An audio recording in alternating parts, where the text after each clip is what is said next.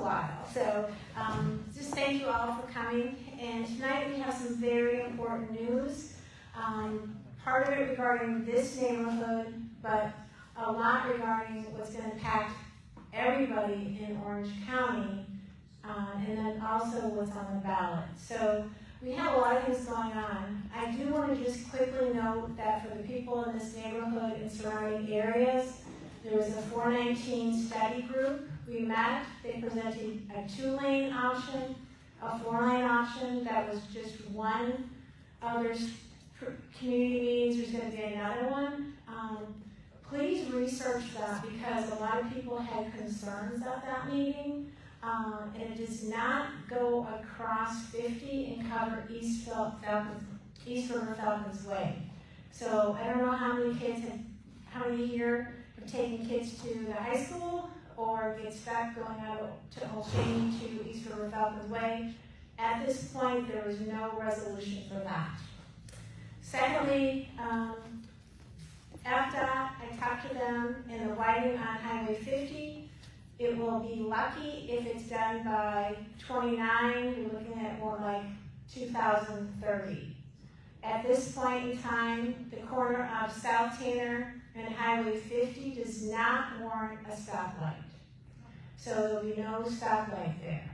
They are going to have a school road that will be built when they widen Highway 50, but that is going to actually dump more traffic onto Old Cheney. So to help get the buses across from Highway 50, they get you kind of zigzag. They're going to realign the road by Fifth Third and go across to the bus hub. But you and I can follow that bus and then have to turn either right or left. So we know how Old Cheney is, and once we get to East River Falcons Way, we're stuck. So I just want to give you that update.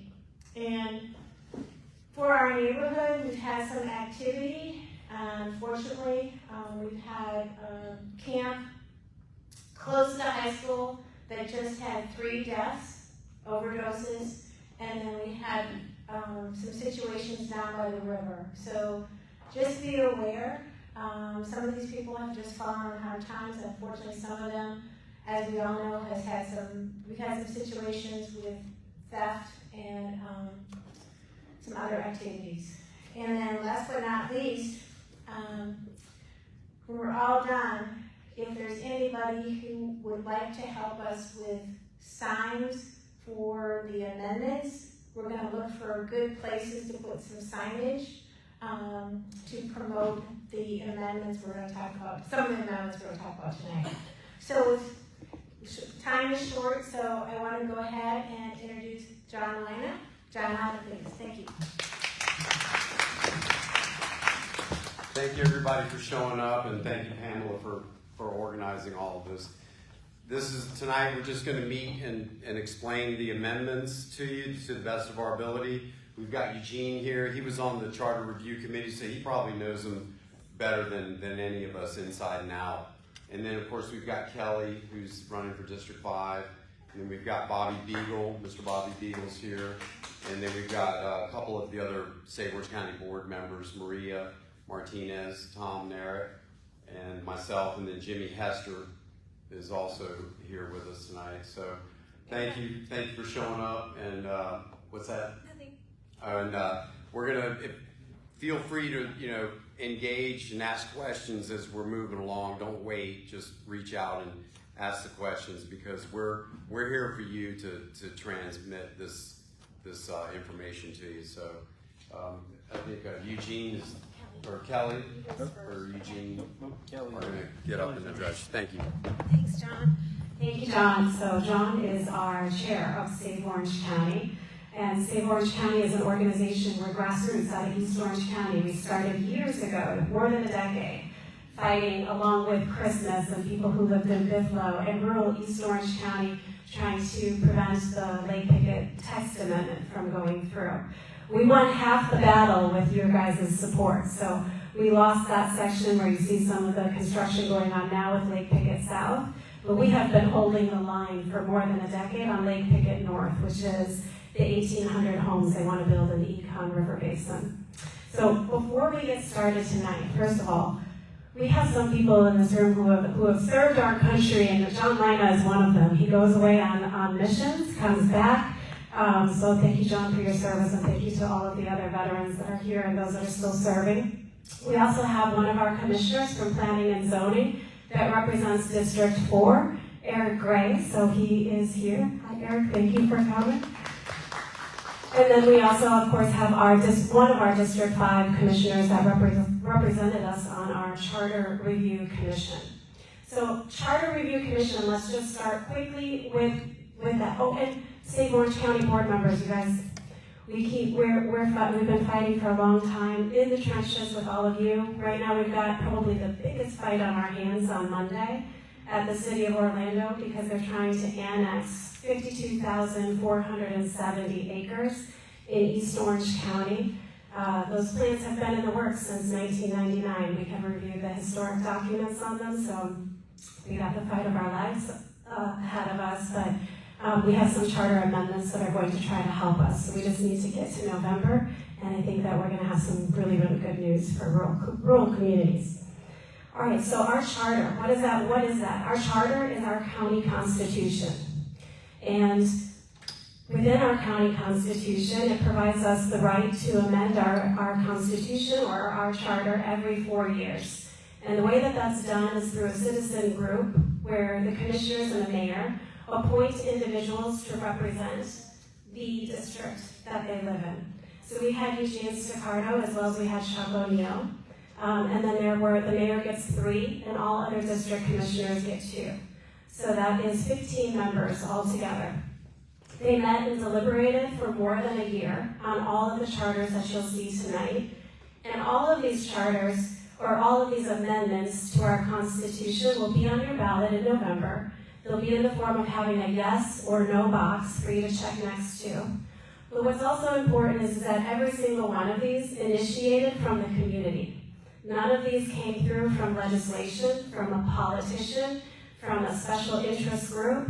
All of these came from submissions that were people who said, I think that this is a big problem in my community, and I'd like for the CRC to explore it, study it, determine if it is something that we should put into our county constitution to protect the quality of life of the people who live here.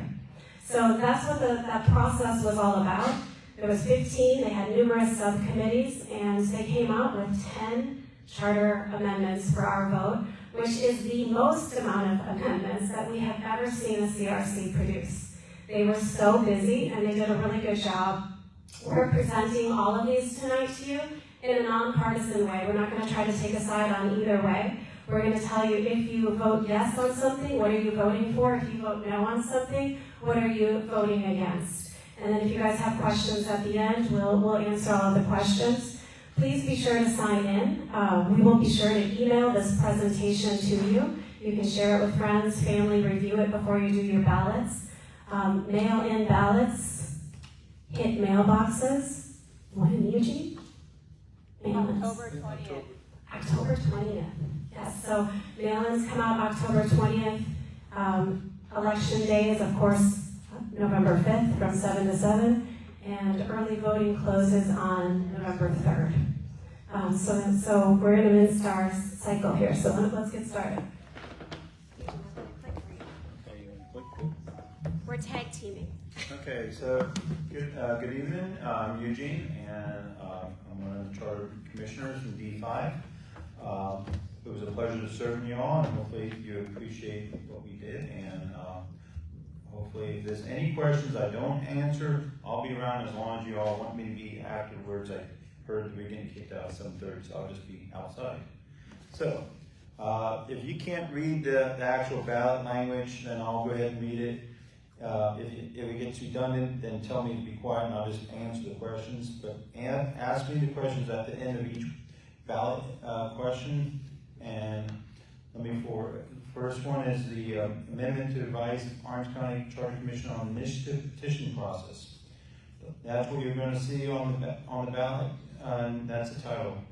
The actual language is revising the charter initiative petition process by lowering the petition requirements for the charter amendments from 10% of registered voters in each commission district to 5% in each commission district, and ordinances from 7% in each district to 3% in each district. Removing the signature withdrawal procedures, revising the financial impact statement, public hearing, legal review, petition affidavit requirements. Estimated financial impact is $7,000 savings per proposed ballot question. If you vote yes on this, what this petition does is simplifies the process.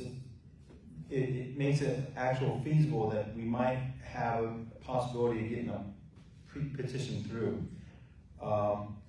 If you vote no, currently it's almost impossible to petition in the county because this is the result of what happened back in, for any of y'all who've been here a while, we had a sick leave petition that went through and got stopped by our county commission.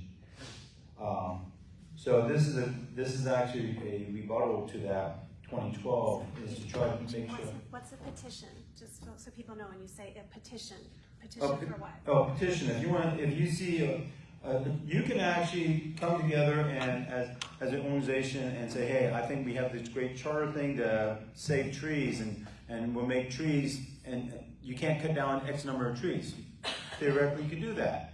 You could do it as a charter. If you do that, that's 5% of the total electorate as of January 1st. So let's say it's 800,000 people. That's 40,000 divided among six districts.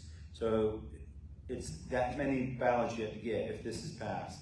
If ordinance is the same thing. If you want to make an ordinance that you want to change something, you can't. There's certain restrictions that you can't tell the commission about money. You can't tell them about taxation, pay rates, or anything like that. That's state issues, statutes that restrict that. But there are many things as citizens that you could do, and this is this. It goes back to that sick leave. That was a petition. Now it's been preempted, but stuff like that we have within our grasp. If this is a pass, and I'm prejudiced because I'm one of the guys that was author of this language. It actually makes it a possibility that we have a chance of changing our ordinances or constitution, the charter. It's not easy, as any of you all know about collecting ballots. It's still 40-some thousand ballots you gotta collect throughout the whole county, equally between the districts. So that's yes, no. Probably didn't do that well, but any questions on that? Yeah. You did great. Okay, all right, thank you. The next one is the ballot question 2. This is about affordable housing. Orange County Charter Amendment requiring the continuing existence of Affordable Housing Trust Fund. The ballot language is amending the county charter to require the continuing existence of Affordable Housing Trust Fund used to create and preserve affordable housing, which it may be funded by fees from losing that.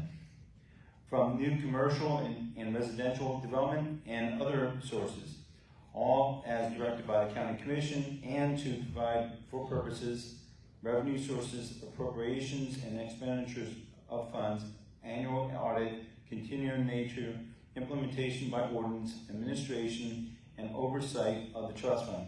No financial impact. What it is today is it's a policy, and the mayor established this a number of years ago. I think it started under Teresa Jacobs, and it's continued under Mayor Demings. But it's a policy. It could change with a simple majority vote, and there's no, I don't think there's a great protection of the actual trust fund. And we've seen what happened to Sandusky Trust Fund at the state level, which is supposed to be housing, but it's always used for something but housing. So that was a real concern to us within the commission, that we wanted to, one, if you say yes, what it means that we actually establish in the charter, which is hard to change, established fund, which is housing. The housing can receive funds from a bunch of places, like I said. The key thing about that, and it's cool about this, is you can't move those funds to some of your favorite projects. Once it's in the housing trust fund, it's in the housing trust fund. And it's tough to move it from any other to another bucket. And that is, as an old federal guy from NASA, I know about buckets and how things can be moved. And so if you say no, then it's still a policy, things can happen, so. All right, question number 3, any questions, I'm sorry. So you were saying today they can move the money if they so choose, that locks it down? You would have to vote on it, but yeah. But it can be voted to be moved? Yeah. You're saying that would... This would make it much harder to move it, because it's in the fund. If you read the actual language of the actual charter, which is about 2 pages long, it's pretty specific on, it doesn't restrict the county from getting funds from grants and stuff, because we didn't want to restrict the county from being creative on getting money. But we did want to create a bank account that says you can't move that money unless you have. There's probably a gotcha. I gotta read it, but it's a really tough, hard get out of that bucket, and it's political at that point because people are not going to appreciate it. It's not as easy what the Sandusky's have done. Yes, ma'am. Could we create a impact fee for through this process, almost like instead of an affordable housing trust fund, since it was a policy, now it's being codified into our Constitution. Could we, as a community, petition to create like a reforestation or new mitigation impact fee, because we know that the funds that developers are paying into aren't actually going into conservation or reforestation projects? Could we create a trust fund for tree protection as an impact fee and have it go into a trust fund through the CRC process? I would be hesitant to say yes, because we've been restricted multiple times from our attorney on establishing any taxation. The charter commissioners typically do not tax or can implement taxes. Person to answer that probably is Eric Grimmer, Eric Grimmer was another commissioner, but he's also an attorney, plus he's a part of the YIMBY group, with Yes in My Backyard. Yes in My Backyard. So Okay. typically in charter government, we're not allowed to tell the actual elected officials how they can raise money. And that's a constitutional thing from the state, says your elected officials are the ones who make those decisions. Eric has a question. Okay. Eric has a question. Eric. To answer your question, through this process now, you can't. You could.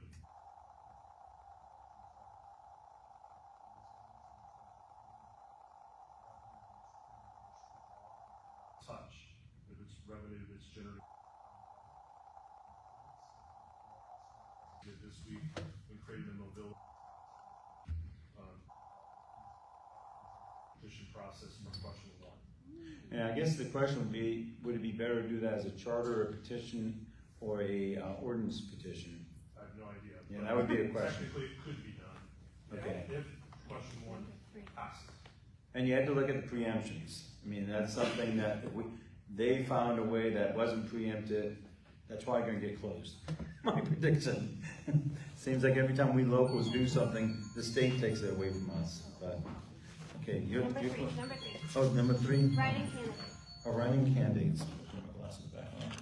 Writing candidate effect on timing of charter officer elections. Amending the language is amending the Orange County Charter to provide that in elections for charter officers, currently the county mayor and county commissioners, writing candidates shall not count towards the number of qualified candidates, 3 or more, necessary to trigger the election at the August primary.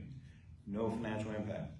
If you vote yes, then it eliminates the ambiguous language that we currently have in our charter that doesn't actually identify what does a qualified candidate mean. And qualified is a kind of a legal term, meaning in many of us who read that would say qualified is a person who either paid the money to be on the ballot or went out and got the ballots to be on the money.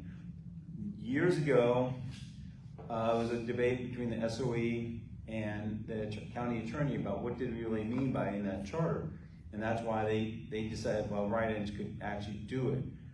So what we did, we added 3 words to it. So if you add yes, for the yes, basically clean that language up and there's no ambiguity. Only people that can run in August would be 3 or more, greater than 2 qualified candidates, being someone who actually got a ballot signature like what Kelly did, or pay the money and get on the ballot. And that's thousands of dollars, not 100. So it's a large intent. If you say no, then you're okay with the current system, which is the day before the election, you pay $100 and you say, I'm going to write in to trigger election.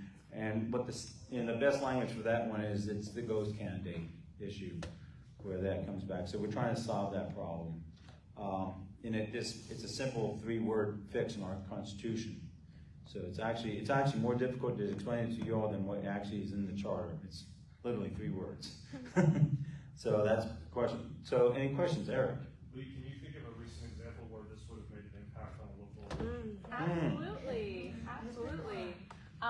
So Commissioner Nicole Wilson of District 1, this happened to her both in 2020 and now in 2024, where she had an opponent, only one, and so the election date was set to go to November 5th. But on the very last day of qualifying, when a candidate needs to turn in everything that they need in order to get on the ballot, a write-in candidate signed up on the very last minute, and it triggered then an election for August. And that makes a lot of complications from a campaign standpoint. You have basically 2 whole elections you have to raise money for and campaign, and start all over again after the primary. So it causes a lot of issues. And when it comes from a grassroots perspective, AKA people like Dr. Semrad and Nicole, if you don't have a lot of special interests backing you, it could kill a campaign. So it's a specific tactic that's been used by special interests to put people who are actually grassroots doing their best to represent their community in a really bad disadvantage. So now this is going to hopefully remedy that problem by, if that person signs up last minute, it'll go straight to November no matter what, and it won't trigger that primary. So this fact, and what it affects only the county races of the mayor and the county commission. We don't affect the constitutional officers like the tax collector. We only can affect ourselves. So you might hear about these write-ins still in other races, but internally to the county races, this fixes that problem. And that is a huge problem we've seen over the years where people play around and do that. And it hurts the actual candidates who want to do it. You're doing Number 4. Number 4. Thank you. All right, so number 4 is Orange County Charter Amendment requiring adoption of a fiscal sustainability analysis tool. This one is super, super exciting. So here's the language. Amending the county charter to require that no later than October 2025, the county shall adopt a fiscal sustainability analysis methodology and process to enable the county to evaluate the impacts of proposed urban service area expansions and proposed development in rural settlements and rural service area on the county's capacity to efficiently provide and maintain infrastructure and services over the county comprehensive plan's longest range planning period. Comptroller estimated financial impact is, well, they don't have one yet. It's indeterminate. So we have to wait on that one. But let me tell you what this is, all right? So currently in our comprehensive land use plan, we have what should be occurring where every time that a developer comes and says, I would like to amend the county comprehensive plan, the land use, to allow for a different type of development than what's zoned on it today. And it's supposed to require a financial analysis to demonstrate that it won't cost taxpayers anything to do that rezoning. That procedure, although it's written in our comprehensive plan, has never been implemented. Today, we have a $22 billion deficit in infrastructure needs. Billion with a B. This comes because we approve developments and we think that the impact fees and the prop shares are covering all of the impact that it's going to have on the infrastructure. It doesn't. And for a very long time, they had a deep discount on every house that was built. And so we dug ourselves into a hole where we approved development A, but at a deficit. So we approved development B to help pay for A. And then we approved development C to help pay for B. And any of you who have been out on Highway 50 know the roads, right? Our roads are broken out here. By 2030, 70% of our roads are anticipated to be broken. That means that they're at an F level of service. That impacts all of our quality of life. So the GROW down the road, Lake Pickett South, it went in with a total infrastructure cost of $325 million. The developer picked up 125. The rest of Orange County taxpayers were picking up the rest. And that has been the approach that has been used when we build outside of our urban service area, where infrastructure doesn't exist. It's very expensive for the taxpayers. So what this does is it essentially says to Orange County, you had a decade to get this financial tool put into our land use plan, and they didn't do it. And now the citizens are voting, and we're either going to say that, yes, you are required to show that a developer does not cost us money, or no, it's okay that they don't have to prove it. So that's what we're voting on an amendment for come November. So that's a super exciting one in terms of people taking their rights and saying it's time to assess this financially. John? I wanted to tell you that this was mandated by a couple of the county commissioners in some of these latest big developments, and the planner, the head of the planning department, just completely ignored what the commissioners told him to do. Just acted like, nah, I don't need to do it. So this is what we have to do. We've got to get it into the charter. And there won't be any more ignoring them after this. The other thing is, when we talk about raising our taxes, sales tax, to cover mass transit, to cover infrastructure deficits, it's because we've deeply discounted developers' costs. So, for decades, yeah. So it's time to assess it. This add a little bit to that. Remember when these developments, like the GROW, was approved years ago, it was agreed on at a certain rate. That's 125, I heard. So 325. Out of 325. Now that delta of 125, whatever they have to pay is a static number. Now the beautiful thing about time is time inflates things. So it actually gets cheaper for them the longer it takes for it to actually happen. The cost of dollars gets cheaper with inflation, and with the cost, I'm also a parks commissioner in the county. I can tell you a lot of our parks are having to rescale because all the bids coming in are super high compared to what we thought they were going to be. So I'm not going to be any bit surprised to see this project be a lot more than what they think it is, and the only delta difference is going to be by us, the people, not by them, because they've already agreed back in 3 years ago what the number was going to be. 10 years. 10 years ago. Okay, so that's a pretty sweet deal. 10 years of deflation or inflation on their investment. So, okay. I have a question. Yes. How can we be sure that the fiscal analysis tool will actually count for the 10 to 30 year projected plan? Like if they're already using faulty numbers and what they're reviewing right now isn't taking into account the long-term costs, how can we be sure that they're putting some like margin of error to recoup our costs? In the actual charter language, we extend it to the latest study zone possible, and it's a very ambiguous language to say it continues. So it could be a 30 to 50 year range that we're looking at on these analysis. Ultimately, one reason why I like it in the charter commission and the charter versus the ordinance, because if they don't do it this time, we the people can sue over this. Ordinances are much more difficult to sue, but we could actually sue them and say, hey, we have this in our constitution, you're not doing it. And as a commissioner, I can't believe in any of us who are homeowners, whenever we decide to buy something, that's the first thing we do. We do analysis, can we afford it? And we start looking at our books and it's like, oh, Mel, I know I make this much, I can do it. The commission doesn't have that. They basically take the spin of the developer saying, hey, this is great. This is the way it's like their traffic studies. It's all good. But how often is that true? And that's where I want us in government to actually have a tool to actually do analysis. And we've looked at tools when we were in the commission, and they're interested. I mean, this was something that Chuck O'Neill was pushing, and I think he did a good job on that. Okay. Can I Yes, sir. answer Lee's question?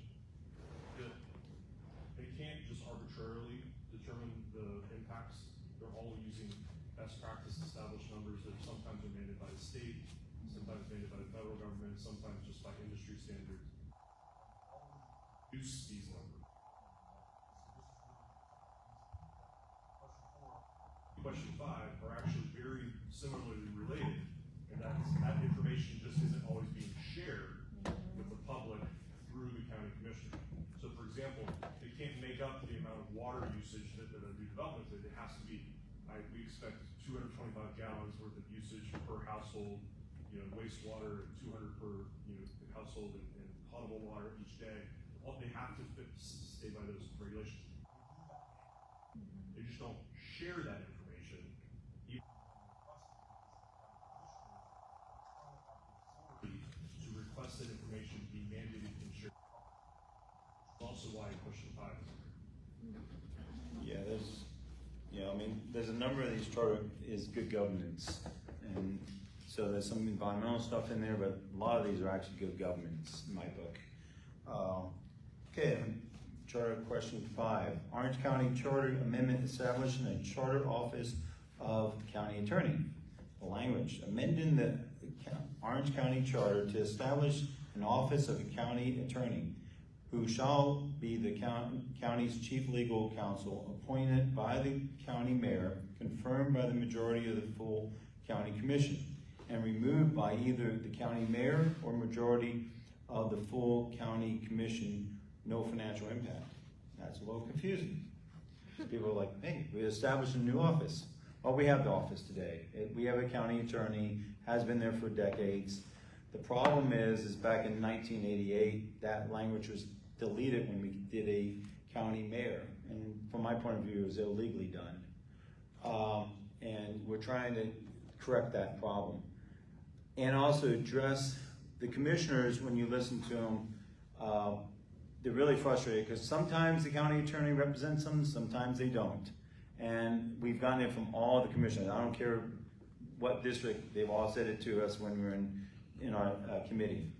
So if you do a yes, then we established chapter 403 we reestablished chapter 403, and we took the language literally and updated the language and to reflect current language and statutes. So we just reestablished the office. There's no new hires and there's nothing. So we're just making the rules that everyone knows what the game is being played by. Because right now it just says legal affairs, I think, legal services, whatever that means. Eugene, hold on. Eugene's getting too expert at this. Sorry. He gets it really good. So this was hard for me to understand. What this means is we have a strong mayor system, and the county attorney's office operates under the wing of the mayor. And if you vote yes on this amendment, it moves it from being underneath only the mayor to underneath the entire board of county commissioners. And then when we go to our district commissioner and we say, Commissioner Eugene, what? I need help, I need change. Instead of having to work through the mayor's office to get to the county attorney, you have direct access to legal services for your constituents as well, and legal interpretation and opinion. So it just takes the existing office and moves it under the whole board instead of only underneath the mayor. It's established. So to your point, today, our commissioners have to go through the mayor to get to the attorney? It's not clear because there's nothing given the rules. The only thing in our charter today says legal services, and it's under the mayor. So no, they don't. Although the county attorney would say yes, of course I serve, but they don't have any legal effect of it because there's nothing in the game book, which is our charter, saying what the game rules are. And that's what this is doing. It's establishing game rules on who they serve. And it's a tough job because you got two masters. You got the county commission yelling at you, and you got the mayor. Oh well, that's why you get the big bucks. Because there's been a couple of times where we've had some complex issues, and we wanted to get a legal opinion.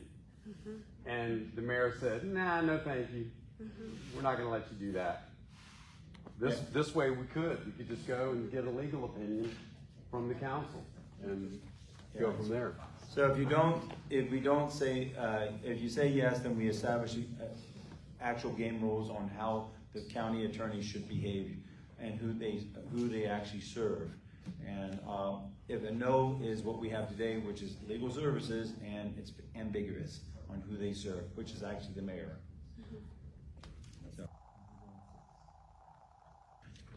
Okay, so number 6, your Orange County Charter Amendment, increasing number of county commission districts. So we would amend the Orange County Charter to increase the number of county commission districts from 6 single-member districts to 8 single-member districts, resulting in a 9-member county commission, which is 8 commissioners plus the county mayor, effective for the 2026 general election, while ensuring that term limits on city commission county commissioners continue to apply upon the transition to 8 districts. Estimated financial impact is a one-time cost of $2.6 million, annual recurring costs of about $1.3.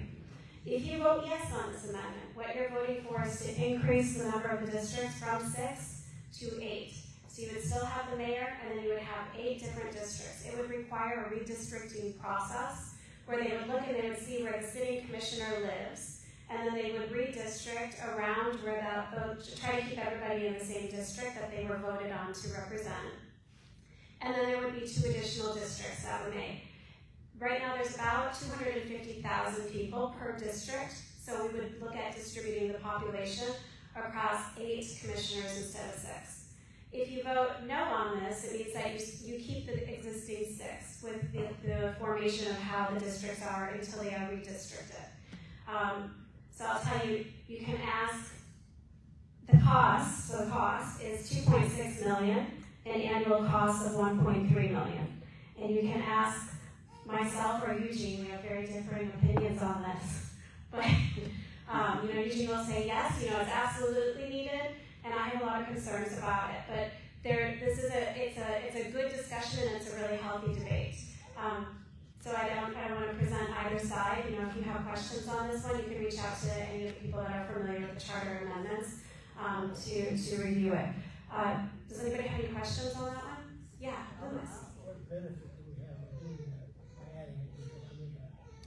So the thought and the benefit of it is that trying to provide the quality level of service that the commissioners feel the constituents need and deserve, that they need to have additional commissioners. So what happened is that when the county commission was formed in 86. In 1986, it was formed with 6 district commissioners and the mayor. Our population today is much, much different than in 1986. So as we grew in size, we never extended the amount of access, county commissioner for the people. So it brings a better balance, is the argument, between having increased commissioners and the population growth that we've had. Eric? What's the downside? The downside. So recently, groups like Save Orange County, Christmas Civic Center, a lot of organizations in Bithla, the East Side has been really successful in the last about 12 years in terms of flipping seats that represent community. And we took away a lot of special interest power. And I'll tell you, because Save Orange County is frequently down at the BCC, Board of County Commissioners, meeting with all of the commissioners and trying to get them to vote with the community. It's really hard to get 4 votes. And we're always sweating it. We're always hoping for the swing vote. We always know we've got 3, but that 4th one, we don't know about. And to add additional districts, it makes it really hard to have a community win. That makes it more difficult. So what would have to happen is that if that's the direction we wanted to go, then we as a community would really have to say, it's our job to get really good people into those seats. And it's our job to stand up and to volunteer for things like the Planning and Zoning Board and the Board of Adjustments. And we got to become community engaged, and do more engagement with one another, if that was what we were going to go with. Yeah. And it would be the board members who would determine, the allotment of all of the new region? No, so it would go through a redistricting process. And 2 years ago, I was on the board that did the redistricting process, which is today, our district stayed relatively the same. It didn't change much. But you go through, the county appoints people, the mayor gets 3, each commissioner gets 2. You meet monthly, sometimes more than that, and you look and you study all of the stats, all of the demographics, and you try to make sure that that everything is equitable. You know, that you're not giving one group more influence in voting than another. So we went through that process. It's an exhaustive process, but it's citizen driven. It's not the board or the county that's doing it. Pamela? How the current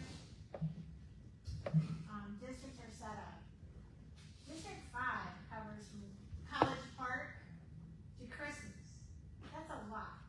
Maitland. Maitland, Yeah. downtown, I mean, it's all over. All the way to the Brevard County line, past Christmas. So, I'll play devil's advocate. So we know that the city of Orlando has already annexed a lot. They've already, just this year, annexed over 11,000 acres. On Monday is the first reading for over 52,000 acres. So when they redistrict, is it just population or also demographics?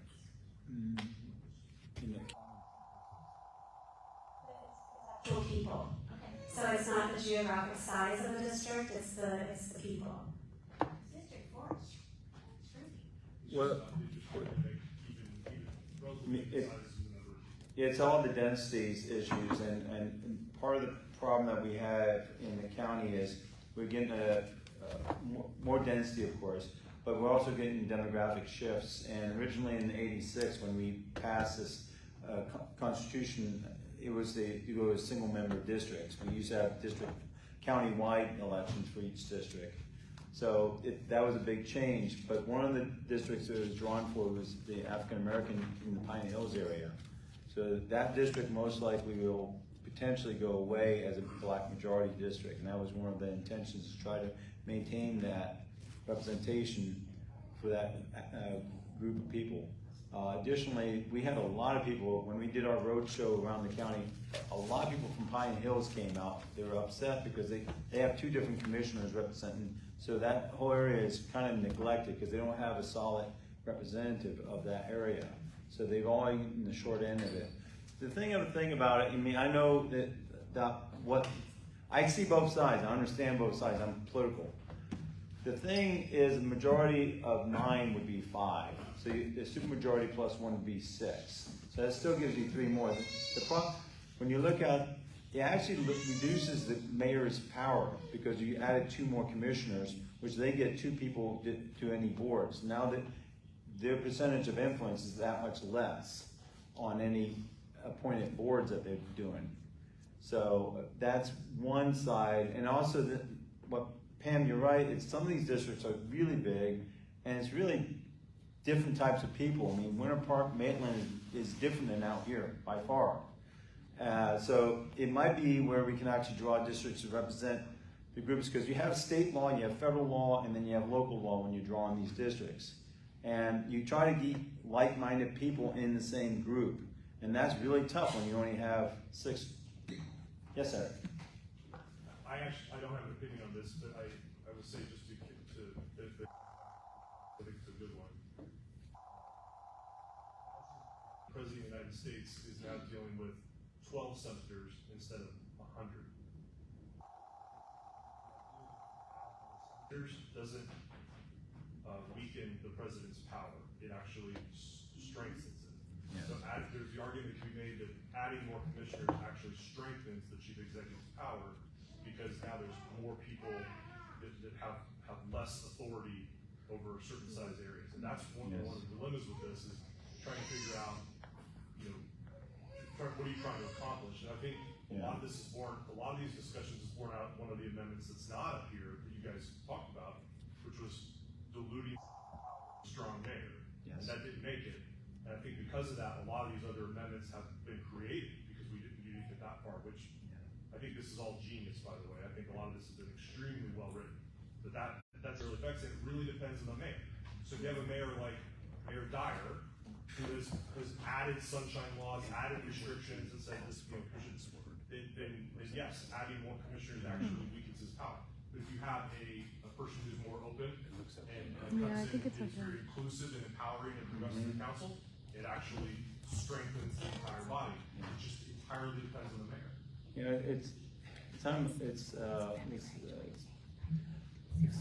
it's a political study because I understand what you're saying, and what's frustrating to me is, okay, it's frustrating to see the legislature. Our legislature is the council. They really need to start forming committees and actually have standing committees, sort of like what Congress is, because that's where the strength and the decision power comes out of. And they advocate a lot of their strength to the executive branch by not doing that. And I'm working that. So that's one of my pet projects. Okay. That was a hot topic. Yeah, I don't want to roll on, but is there, just in general, is there an average, you said 250,000 per commissioner, is there an average that the counties have, like 250 high? Yeah. Well, yeah. Yes. So 250 was very high. So I think they looked out in Los Angeles. We would be the equivalent of like a Los Angeles, which Los Angeles is much larger. One commissioner represents the whole city of Orlando. That's the population of the city of Orlando is about 250 right now. So that's the problem. We looked at all the different. They have 6 maybe. Yeah, and we looked at all the other big counties: Miami-Dade, Broward, Pinellas, Palm Beach, and we're one of the lowest out there.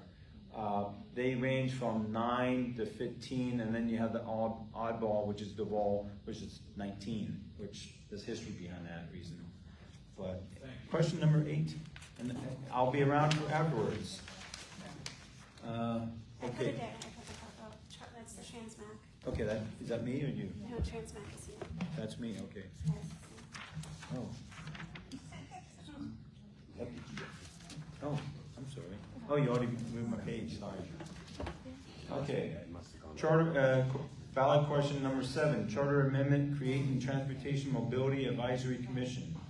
The ballot language is amending the Orange County Charter to create a Transportation Mobility Advisory Commission empowered to hold public hearings, make recommendations to the County Commission on 1. Proposed expenditures for transportation purposes prior to the inclusion in the proposed county annual budget. 2. Transportation mobility innovation. 3. Review of past transportation expenditures and to provide for the county commission appointment, funding of operating expenditures, organization, and staff assurances. The comptroller estimate financial impact is $725,000 a year annually. If you say yes on this, it would establish a strong commission to be able to do analysis and have the command of the staff to support them. There's a rigorous procedure on how the staff will inform them to go through all the steps of how things should be judged, and the ultimate product, which is due by the beginning of March. It starts into February. There are 2 mandatory public meetings, and then it goes into to the staff. And then additionally, what is really cool, if you say yes, is it provides ability. And part of my thing as a commissioner, I fought for having a budget, and this is way beyond the budget I was thinking. I think they did some other things, but I think it's important because they have an independent ability to say, staff comes and says, no, this doesn't make any sense. Well, maybe it does, maybe it doesn't. They have the money to go out and hire an independent consultant wherever they choose as a commission, be it local or out in Georgia or wherever. So that gives independence. So, So essentially, they create a committee that's full of citizens. Those citizens then get to do a kind of an assessment of where the county thinks that the dollars need to go to improve our infrastructure and roadways. The citizens get to weigh in and say whether or not it makes sense, and it helps us in terms of making sure that resources are being allocated in areas where they're needed most. And it, by no means we don't have any commission. Eric actually was an inspiration a little bit on this one. The commissioners are your typical engineers, your finance people, but I was adamant that there has to be one commissioner that actually uses mass transit or bus. There has to be one. Because I want someone that actually uses the transportation system that fights and sits on that commission. Just that one person would change the course. Part of the reason why we did this, the person who led it was one of the commissioners, and he really fought for this. And I understand where he's coming from. You know, we've been, as a community, we've seen twice now this sales tax that the mayor's been pushing towards us. The credibility that is, like, in my book, zero, because I don't trust. I watched the buckets being moved during the final meeting, and the way that you get credibility is to have citizens sitting there and looking at the data in my book. And this is the best I can do as a commissioner, is to say, here's an independent commission appointed by our commissioners, but look what we just did with 10 amendments. And if we ever going to get out of this mess of this road-based system, we got to have some type of system that's looking at this as a community and say, what's best? Roads? Is it mass transit? Because this commission's allowed to do that. It also can look at it has the authority to go look at new technologies. It is not bound by the county commission. It is independent. It's by far it would be the strongest commission ever created in this county's history, in my opinion. So of course, I'm biased. I support it. Oh, no, Bobby. I see Bobby. Well, you need to remind these people, Charter Review Board does an excellent job, but they cannot, by state law, put nothing on the ballot. County Commissioner is the only person that can vote for that law to be put on the ballot to go out. That's how important a county commissioner we get or have works with the Charter Review Board. Due to the fact the Charter Review Board runs over everything through the county, but when it comes down to a vote, that commissioner has to go and put it on the ballot. Charter Review Board cannot. It's state law, as we found out this year. It don't take much to, and it was handed to me by mistake. I handed it to you. So what it boiled down to is that they had everything ready to go on the ballot, but you had to go turn around and go back through the county chambers. So just remember how important that representative is. That representative you have down there should look at every bit of their area. That always don't happen. I can assure you that in my 40 years of fooling with the county government, it does not always happen. And that is very important. When you cast that vote, make sure that commissioner has your district in their heart. We're sunk with road building, paving, and when they tell us we got to pay $10,000 for a sidewalk in Christmas, it's time that something happens. Because there ain't no sidewalks in Christmas, but they charge the house $10,000 for a sidewalk. So just stop and think. When you go to pass that vote, you vote for somebody that's going to represent your area. The most important thing. Thank you. Thank you, Bobby. All right, the last three, I'm going to move them up a little bit quicker. They're interrelated to one another. Number 8, it is amending our county constitution to define county protected lands as county owned, in whole or in part, operated, maintained, public parks and recreation areas, and environmentally sensitive lands acquired by the county for environmental, ecological, or recreational purposes, and requiring that any county commission action authorizing the disposition of county protected lands or change to another use must be approved by majority plus 1 county commission vote. No financial impact. You get a yes or no. You guys remember state split oak forest, and Tavistock found that they needed to have a high-speed toll road through our forest that was bought with our taxpayer money, sustained with our money, left to us in perpetuity until Tavistock decided they needed a toll road, and they voted to put it through.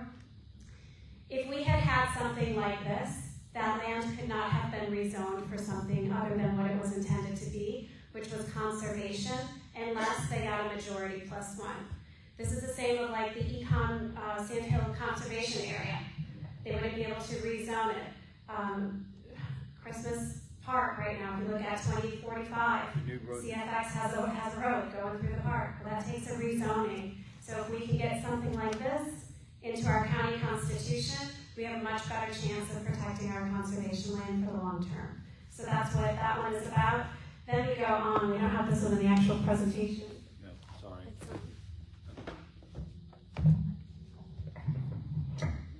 So it's the rural boundary. It says establishing a rural unincorporated lands located outside the county's urban service area, municipal joint planning areas, growth centers, Innovation Way overlay, Horizon West villages, and Boggy Creek expansion area on the effective date where county comprehensive plan amendments increasing density or intensity and ordinances removing lands from the rural area must be approved by a majority plus one vote of the entire membership of the county commission. So that's the rural boundary. Essentially what that does is it takes Vision 2050, which is our new comprehensive land use map, and it uses the line where our urban services end and rural services begins. And it says that if the county does not extend our urban service area line to capture land to bring it in to the urban service area, it requires a majority plus one. The reason why we looked at doing that, this models after Seminole County. They've had this since 2004, Pinellas County, Sarasota, and Alachua. So, and we see more and more. There's one also coming up in South Florida as well. So what this does is it sets aside land in the rural area, not to say that it'll never be developed, but it makes us focus on the growth and development in the urban core. So instead of building roads to nowhere in the rural service area, we start improving our infrastructure in the urban core area. We start building homes and affordable housing around mass transit systems that can work, affordable paying jobs, and we respect our agricultural communities so that they still have an existence in our local economy, and so that we have a vision of growth for the future, that it just doesn't continue with the sprawl. So that's on your ballot. The second portion of that, this is an interesting story with the rural boundary. When we submitted this last summer, it included this second portion here.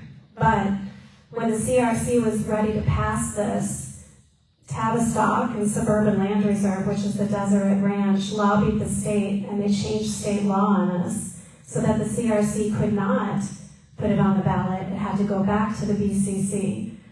When it went back to the BCC, they then tried to influence our supervisor of elections by saying, moving the deadline up 3 weeks so that we would have missed the deadline. And when that didn't work, they sued the county to try to prevent us from being able to vote. But we survived all of these things, and guess what? These two are on your ballot in November.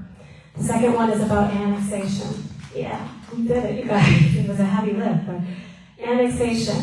This pertains directly to what we're fighting on Monday at the Orlando City Commission. 52,470 acres. This is in addition to already 7,000 and I think 4,000 that they've already annexed. There's other parcels. They're coming in. Well, we were so concerned about growth coming across the river. What we didn't do is we didn't close our back door. And they're starting to come up 520 and to scoop in. And I don't know anybody in East Orange County who bought a property out there to live in the city of Orlando. So the annexation, what it says is annexation is perfectly legal, you guys. We can't fight it. But right now, if the city annexes land, they get to dissolve the zoning code that's on it. So if it's agriculture, they can dissolve it. If it's conservation, they can dissolve it. So what this does is the laws of the land transfer with it. So that's fine, you can annex it, but if it's conservation, it's going to remain conservation unless the county gives you a majority plus one vote. So it allows for us to maintain home rule instead of the city annexing and moving in this sprawling growth pattern. Is that the last one? That's it. That is all 10, you guys. We have a super exciting ballot. It's a really long ballot. It's going to be about 5 pages long. You got to go the distance on it, you guys. Go the distance. Stick it out. If you get it in the mail and you check it out and you want to research, your things, but go the distance on the ballot because we had a whole commission that met for 18 months, 15 individuals who heard, I don't know, like hundreds of proposals come through, and they picked out the ones that they really thought addressed things like transportation, affordable housing, conservation, irresponsible growth and development. So they're there, they're on your ballot, they're there for your consideration. So just don't leave them blank. You know, just take the opportunity to vote on something for your community. Tell your neighbors and talk. You know, we're unlike the governor. We're restricted on how we can advertise this. So the government is not actually allowed to spend any money on education. So it's all us as citizens going out and educating. So it's with your knowledge now. If there's questions, get in touch with her, and she'll get in touch with me, and I'll make a phone call and talk to you all and give you more data than you ever want. So, you know, it's word by mouth. It's a viral campaign. We are going to have to get the word out to each friend and family about these things, and make sure they get down, you know, pass, and don't wait till the day of the ballot day, because you'll be in there an hour or two trying to read through this stuff, because there's 16 total amendments right now, including the state ones. So it's not a trivial system. But the SOE, as always, will send us the full ballot in the mail. So please do the homework, make the phone calls if you need us. We're there. Thank you. No, it's okay. So thank you everybody so much for coming out, for listening to this. You have no idea how important it is. Sign up. We'll email the presentation so you can share it. You can look at it again. I want to say a really special thank you to Rena, to Lockwood Missionary Baptist Church. Thank you so much for letting us come in and enjoy your space with you. Thank you, everyone. Give her what we're doing Monday. Monday. All right. We're going to the city. This is unusual for our neck of woods because we're always down at the county. We've actually never been to the city commission to try to ask them to do something. But we're going to try on Monday. If you would like to go, I need Lee Perry to, do you remember where the building? It's the county commission, Orlando City. We're doing a press conference at 1 o'clock. Hi everyone, I'm Lee Perry. I'm her very good friend and campaign manager. And I'm also the campaign manager of the Save Splitter Forest campaign. So this is a fight I've been doing for a long time as well. So at 1 o'clock, outside of City Hall, where that big courtyard area is, and that very strange statue that looks like metal fire, that's where we're going to be doing a press conference at 1 o'clock. And then at 2 o'clock is when the commission meeting starts in the building right behind us, or right behind where we'll be standing. Lee, where's the parking for this? The parking is the very next street behind there, and I think you can actually get it comped, but I'll double check. They're on Save Orange County on Facebook. The event is up, and the instructions for how to submit the form for public comment is in the body of that Facebook event. So go to Save Orange County on Facebook. You'll see the press conference and public comment linked in the What Facebook time do we event need to do this description. by? What time do we? Yeah, so you have to submit that by Friday. And your 12 materials, o'clock. whatever you're gonna throw in your presentation, you get 3 minutes. 3 minutes. Unless What a they- luxury. Now wait, that's what they say on posting, but our mayor of Orange County, once I understand why, it'll say so many minutes and you get there, and if there's 15 people, he'll say you have 2 minutes. Then sometimes you get on and he goes, you have 1 minute, so they Yeah, say so- 3 minutes. Yeah, you want to be prepared just in case Mayor Dyer cuts you, because he's done that at the OEC building when we were addressing the net metering issues. They cut us back to shorter time. So design your speech for 1 minute to 2 minutes. If it's a good day, you get 3 minutes, but don't count on it. And if you can't come, we have a petition, and it's on Save Orange County Facebook page. It's on our website at saveorangecounty.org. Please just sign it and let them know that we're opposing, East Orange County is opposing being annexed by the city of Orlando. So thank you so much, Tom. Should we socially share that? Yes, please sign and share away. Anybody who's over 18 years old, doesn't matter where they live, can sign the petition. Everybody in the household, it's not just one per household. Bobby. Well, there's one thing everybody needs to remember. Our mayor worked for Buddy Dyer, the city of Orlando, as police chief. His wife worked for Buddy Dyer as police chief. So, I don't know what the relationship is between Buddy Dyer and our mayor, but I know they both retired from the city of Orlando. So, I'm gonna say to you, this is one time that you need to show up for something. This is one time that we don't need growth east of the Econ. I moved from the west side of town. I was raised on the west side of town. My parents bought that 100 acres in Christmas because Mark Marietta took part of our farm. East-West Expressway took the rest of it. So in 1954, my dad bought 100 acres in Christmas. And we finally moved here. This is our home. And I have fought tooth and nail for the last 30 years. 40. To keep us from being annexed into cities. They tried to incorporate East Orange County. It took a while, but we stopped that. Thank God for Tom Cheney when he was Speaker of the House, because I was his agriculture exile.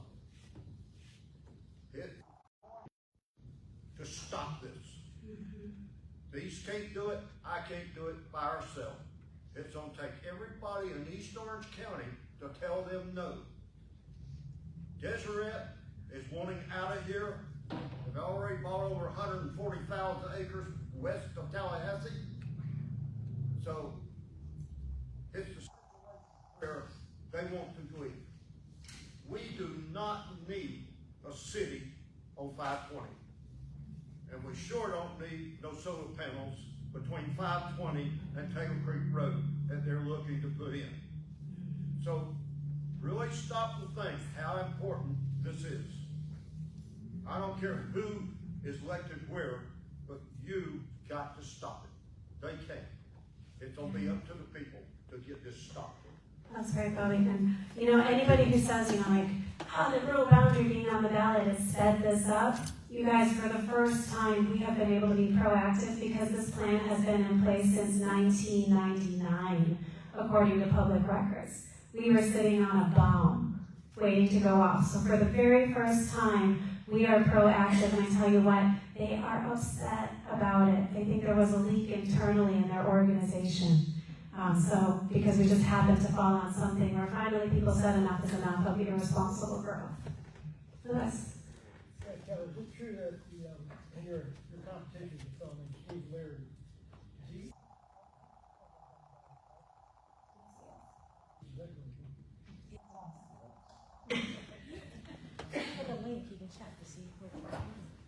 Yeah, so any financial contribution, any candidate, you guys, you can always go to Supervisor of Elections and click on Financial Reports, and you can see where everybody gets their money and their donations. And I'll have you know that I have refused and refunded every single dollar donation I received. One thing about when we were working the commission, we had a year's worth of meetings, and they were public, and our chair made sure that all the mayors knew about this when we started back in February of 23. And every meeting that I held was a member of that committee. I was a member of all the committees. But that particular sustainability committee, which is the one that developed that language, the Mormons were there, Deseret, and also Southern Lobbying, the Southern Group, which is the lobbying organization. They were in every single meeting, and they never spoke. And it's very interesting to me, because the people who spoke in our meetings, we listened. We listened to Winter Garden, Ocoee, Apopka. They all had concerns about the joint planning areas. We have language that made exceptions for that, Horizons West. We have a lot of exceptions in this county because we have a really weird line of urban versus rural. And those folks were there. The only time that the city, and I'm going to bring this up on Monday, is the only time we saw the city that come before the commission was at the BCC, not before our commission that met for a year and a half. Was the young lady came and spoke to us and warned us not to do it. She warned our commission not to do this. And our commission just took the threat and laughed and did it. So kudos to our people that we elected. So, and Monday will be a fun time. Just a wrap up real quick. We're gonna get questions afterwards because Rena has been so generous. We were supposed to get out of here at 7:30, but thank you. So for those that couldn't make it tonight, or those that you think, oh, might be interested in hearing what you just heard tonight, we originally were gonna tie into a meeting that was gonna be in Christmas on Monday, but because of the city voting, theirs got, moved to the end of October, so they're giving us space out at the Christmas Civic Center on Friday, October 11th at 6:30. We're going to have another meeting regarding the update about the city, but also all the amendments were talked about, and any other updates that we have. So I thank you guys so very much for coming. Appreciate your time. These guys will stay afterwards to answer questions, but we probably will be moving out a little bit. We'll be helping fix the chairs and everything. If you guys can all put your chairs back when you get up. Appreciate everybody, and a big round of applause for everybody who came out. I have a spare copy. You want to spare copy?